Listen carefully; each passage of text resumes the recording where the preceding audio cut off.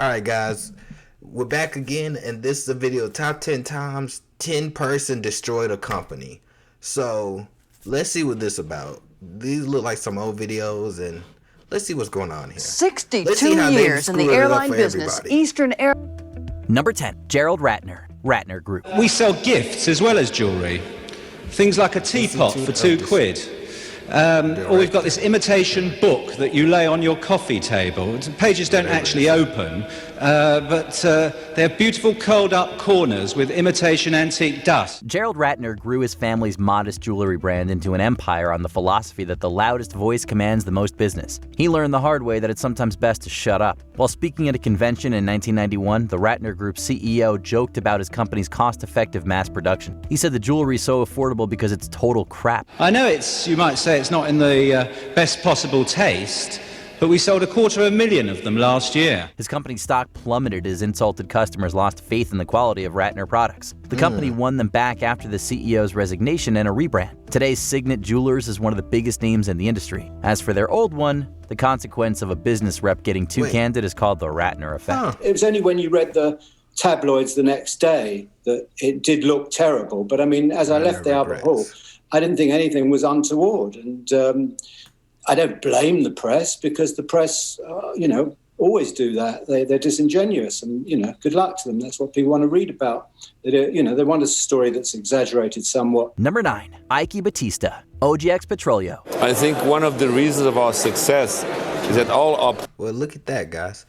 I'll tell you what, these most recent video that's coming, I'm learning a lot. I am definitely learning a lot. Hopefully you guys too. I wanted these videos to be more funny wise, but hey, they're inspiration. They're learning. I'm learning something from them. But hey, let's just keep going with it. Some of them are kind of funny.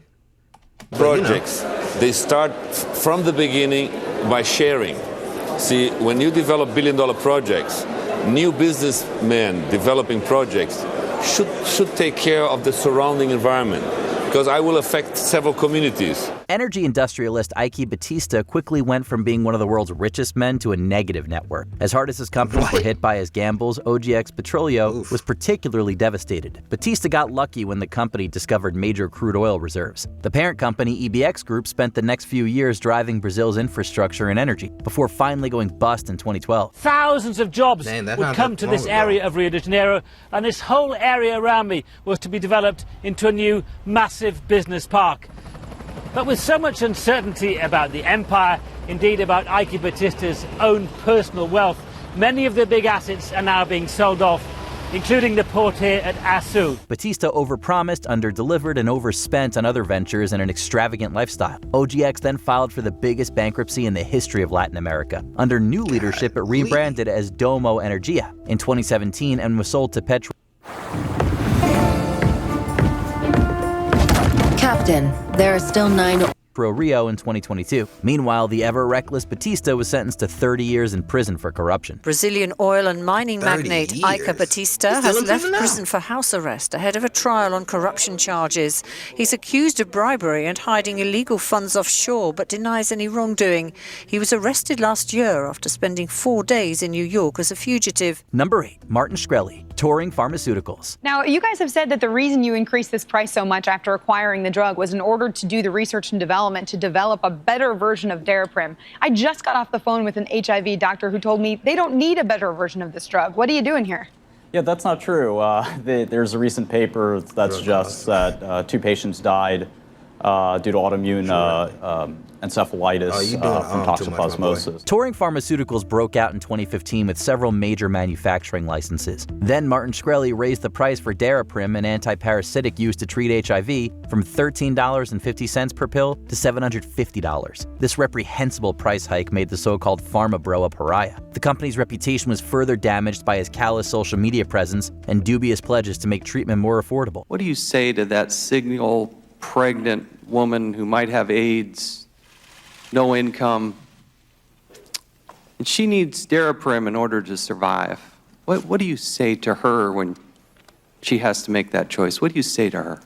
On the advice of counsel, I invoke my Fifth Amendment privilege against self-incrimination. and respectfully decline to answer your question. Shkreli claims the controversy prompted investigations into a potential Ponzi scheme and misappropriation of funds for his company Retrophin. He was ultimately convicted on securities fraud and conspiracy in 2017. Turing maintained ties after rebranding as Viera Pharmaceuticals that year. But with Shkreli's audacity leaving the company in a financial and legal mess, Viera filed for bankruptcy in 2023. To sort of engage in that kind of conduct while you're in a criminal trial is a bad idea, because once you get to sentencing, you basically have an audience of one, the judge. And the judge is going to be looking at him and trying to evaluate what kind of person he is. Number 7, John Meriwether, long-term capital management. John Meriwether is best known, or rather notoriously known, for his hedge fund Long-Term Capital, which back in 1998 lost more than 90% of its assets. They were valued at about $4.8 billion, and this all took place in the weeks following Russia's currency devaluation and bond default. Scientific strategy and secrecy made long-term capital management an anomaly on Wall Street. For all of John Meriwether's brilliance, his leadership methods were not a long-term investment. His hedge fund saw 3 years of unrivaled profit before taking a hit from the 1997 financial crisis in Asia. After Russia defaulted on its debts the following year, LTCM lost billions in months. And turns out that his next venture off to that, JWM Partners, is not... I don't know why, but this one right here is bugging me only because of how blurry and everything it is. That just shows how old this one is, but still, it's just bugging me. It's just bugging me. Faring much better. That's according to people familiar with the matter, although the decline there did play out over months. Its main fund lost 44% from September 2007 to February 2009. The decision to publicize some closely guarded trading methods further shook potential investors' faith. The next closed-door deal was for a bailout, but LTCM dissolved in 2000. Experts blame Meriwether's very foundation of a fund that trusted the numbers and subverted trends, thus alienating potential partners. It would unfortunately not be the last time market volatility bested Meriwether's rationalist strategies. Bloomberg News has learned that JWM Partners is shutting down its Relative Value Opportunity second fund. Now, the fund lost 44% of its value from September of 2007 to February of this year. Since the fund opened in 1999, it has returned an average of less than 1.5% a year. Number 6, Adam Neumann, WeWork. The young CEOs of today are afraid of going public. I think two things change. One, there's never been access to private capital like this. So I'm not sure if we would see some of the largest companies in the world today. If they were starting today, I'm not sure you would see them going public as soon as they did. They had no other choice. The workspace design company WeWork was ironically felled by unprofessional leadership. Publicly, CEO Adam Neumann's eccentric image and excessive office culture undermined the company's credibility. Privately, he overindulged in illicit substances. He also directly manipulated business ties to serve his personal life and lofty ambitions for WeWork. Most companies in the world run their company with quarterly earning reports. And when I'm going to make a decision, this is true about life and true about a business. When I'm going to make a decision based on 3 months forward, I'm not going to make the right decision. Masa is very famous for making a 300-year plan. If you want to start thinking forward, you really have to think really far away. Finally, in 2019, controversy over the business model and Neumann himself prompted him to delay the IPO launch. You know, one thing I'm noticing from a lot of these, they're either smart people or they got charisma, or they're real good with wordplay, but yet at the end of it all, they couldn't trick the system itself, or really the stock market, and in some ways, the people that buy their stuff. At least not enough to survive till now. CEO then voted himself out as the company became a laughingstock. WeWork is now considered a cautionary tale about giving too much power and agency to the head of an office. Even after COVID-19's impact on workspaces led to bankruptcy in 2023, WeWork continues to reject Neumann's efforts to buy it back. Remarkable to see Adam Neumann back at the table. Of course, has the backing, his firm Flow has the backing of Andreessen Horowitz, who put in $350 million into that, and now it appears that he's teaming up with Dan Loeb as well. So far, it appears that the advisors to WeWork are giving him the Heisman. We will see whether, now that some of this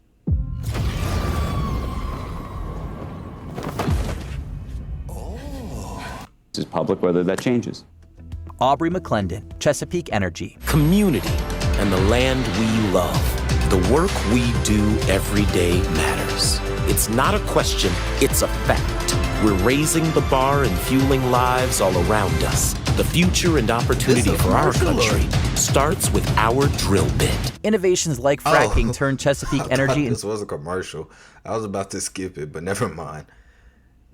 I ain't gonna lie to you, that was a pretty good one of commercial. America's most powerful natural gas companies going into the 2010s. But CEO Aubrey McClendon's own prosperity was partly based on financial creativity. In 2012, it came out that he was financing operations with personal loans from his company's own lenders. After his dismissal, McClendon was sued by his old company for selling data, then investigated for market manipulation. Aubrey McClendon, one of the best-known architects of the U.S. shale boom, indicted by a federal grand jury Tuesday on conspiracy charges linked to rigging the price of oil and gas leases in Oklahoma. Mr. McClendon is the only person named in the indictment for activities which date from 2007 through 2012, when he was chief executive of Chesapeake Energy Corporation. Forbes wasn't kidding when it dubbed him America's most reckless billionaire. Before these revelations, McClendon's schemes and downfall severely damaged Chesapeake's value. They experienced years of financial volatility before rebranding as Expand Energy Corporation following a merger in 2024. The day after he was indicted in 2016, McClendon died in a car wreck. Yeah, police telling us that he was northbound here on Midwest Boulevard. You could actually see the tire marks that lead right into the crash site. You can see the blackened out area from the fire. You can also see a memorial there starting to form.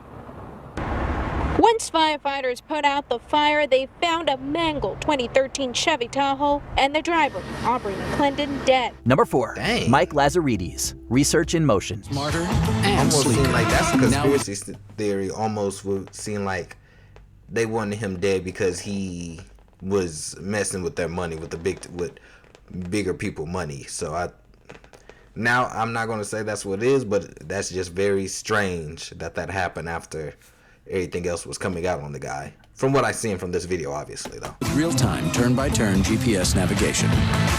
It has the intelligence. Now, who remembers the BlackBerry? This is what this is. The BlackBerry, when it first came out, when the phones was, oh my goodness. I think I'm showing my age right now, but goodness. You require, with the beauty you desire. The all-new BlackBerry Curve from AT&T, the world's leading provider of BlackBerry service. In new colors, titanium and red. AT&T. Boy, the titanium BlackBerry, if you had that, boy, people used to thought you had either money or you was a businessman for real, for real. Oh my goodness, this brings me back. World delivered. Mike Lazaridis and initial partner Doug Freegan essentially reinvented the cell phone with the multi-purpose device BlackBerry. Unfortunately, he was less smart about business. That is where Research in Motion co-CEO Jim Balsillie came in, but he too downplayed the introduction of the iPhone in 2007. Despite the BlackBerry's superior engineering, other smartphones' marketing and technical innovations convinced RIM to adapt. We've got a lot of listeners and viewers in the Middle East and in India. You can confidently tell them they're going to have no problems with being able to use their BlackBerries, and you being able to give them assurance that everything they give is secure. That's over. Interview's over. Please, you can't use that, Rory. That's just not fair. It was too late, and the two CEOs resigned shortly before the company was renamed BlackBerry Limited in 2013. They would both become cautionary figures for failing to recognize market trajectory. However, Balsillie and Lazaridis himself later acknowledged that it was the latter who fought the principles of restructuring. The struggling BlackBerry Limited discontinued its namesake product in 2022. This isn't a shock because they let everyone know in 2020 that this was coming. In 2022, these services were going to be shut down. So things like texting won't work, data won't work, you can't call 911. Nothing will reliably still be working on these phones. So we're going to have to put them to bed and have little funerals for our BlackBerries if you're still using them. Number 3, Frank Lorenzo, Eastern Airlines. 2022. That's not long ago at all. I didn't know that happened. But then again, I don't know a lot of people who were still using BlackBerries. Like I said, once the iPhone came in, it took over everything. Razr, BlackBerry, everything. Until the Android came in. And then it became either you're an iPhone user or an Android user. There wasn't much even now, there's nothing in between. And really, you can say more people got iPhone stuff than Android, but that's just me.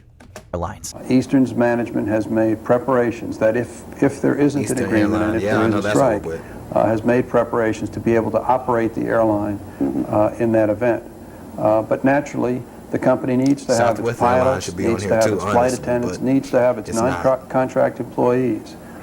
come to work. An industry staple for almost 7 decades, Eastern Airlines struggled to adapt to that industry's deregulation in the 80s. Powerhouse manager Frank Lorenzo of Texas Air was poised to revive the company. The first order of business was a labor dispute, which Lorenzo actually made worse with harsh policies and deals. Pilots and flight attendants joined the labor strike, and the FAA issued a massive fine over safety violations. Ultimate stability and no furloughs, etc., is profitability and a vibrant company. That's the only ultimate guarantee, because as we all know, there ain't no Santa Claus. 3 years ago, when we proudly announced the acquisition of Eastern Airlines at a press conference, I never believed that we'd be here today. By 1991, Eastern was completely out of money. Lorenzo's folly would go down as a tragedy of aggressive management. The punchline is that he bounced back after selling off Eastern's assets to his other companies. Revivals of the airline have since failed to get off the ground. Official word from Eastern Airlines' public relations wire is that the airline will officially discontinue all scheduled operations beginning at midnight tonight. Number 2, Nick Leeson, Barings Bank. It wasn't a money thing. I could have stayed at Morgan Stanley for an extra $5,000, but you know, if they've stopped me doing something once, who's to say they're not going to do it again?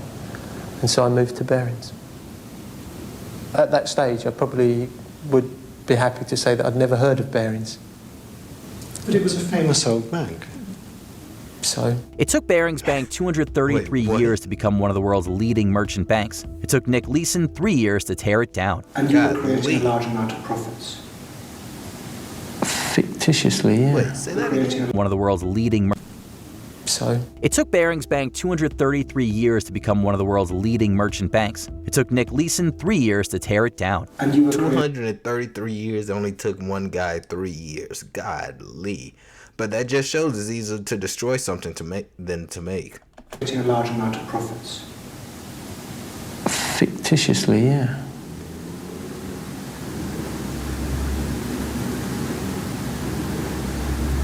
But they were also paying me an awful lot of money that they couldn't justify. If a man downloaded Pi thinking it's just another ad blocker, here are 5 game-changing features that would blow his mind. He discovers that he has The derivatives trader was transferred to the company's Singapore office after he was denied a UK broker's license for failing to report a legal issue on his application. In 1992, he invested Barings' own money in futures without authorization, hiding shortfalls in an error account. Finally, the 1995 Kobe earthquake destabilized Asian markets and led to the discovery of Leeson's no longer lucrative corruption. He ultimately cost Barings almost £1 billion before the ING Group bought the company in 1995 for a single quid. Meanwhile, Leeson got 4 years in prison, his banking career killed alongside his centuries-old financial institution. I hate to use the word business advice. You know, unfortunately, I'll be remembered for the loss of £862 million and the collapse of Barings Bank. So, you know, trying to give business advice is a little bit fraudulent as far as I'm concerned. Before we continue, be sure to subscribe to our... Wait a second. That's what? I feel like they should have realized something was up when so much thing. They should have did more background check on this guy. I feel like this is their own fault for that. But what do I know? Channel and ring the bell to get notified about our latest videos. You have the option to be notified for occasional videos or all of them. If you're on your phone, make sure you go into your Bernard Ebbers, WorldCom. Global network access? Good. Massive security breach? Bad. Preventing the former from becoming the latter? WorldCom. Want confidence? You'll find the path very clearly marked. WorldCom, the leader in globally managed VPN. Back in this day, their commercial was a lot more energetic and a lot better than the ones we have now. And the technology about it is way better now. But the commercials back then, maybe because this was almost in like the era that I grew up in, but still. VPN solutions on the world's most scalable global IP network. Telecom cowboy Bernard Ebbers' company was one of the biggest in its industry. It turns out this was not accomplished honestly. WorldCom filed for bankruptcy in 2002 after Cynthia Cooper's internal audit revealed extensive accounting fraud to bolster the company's stock. Up to $11 billion in overstatements were ultimately reported. Ebbers ousted his fellow executives, but investigations and convictions framed him as the mastermind. The Wall Street Journal is reporting that telecommunications giant WorldCom may declare bankruptcy tonight. The company's board of directors has been meeting all day. It would be the biggest bankruptcy filing in history. The company is more than $30 billion in debt and is reeling from an accounting scandal. He had already fallen out of favor with the company over his lack of strategy. It would be the biggest bankruptcy filing in history. The company is more than $30 billion in debt and is reeling from an accounting scandal. He had already fallen out of favor with the company over his lack of strategy following a failed merger with Sprint. The disgraced, financially devastated WorldCom would eventually be sold to Verizon in 2006 under the name MCI Inc. And in the years since his downfall, the once renowned Ebers is synonymous with executive incompetence and corruption. The former bouncer has withered to 160 pounds, these court filings say, and 13 years into his sentence, his daughter is appealing for his release. Joy Ebers-Born telling the court that it is evident to her that her dad's days on Earth are short, and she fears he may only have weeks to live. What are some other memorable company catastrophes based on human error? Drop a tip in the comments. Did you enjoy this video? Check out these other clips. All right, guys, that was the top 10, the top times one person destroyed a company.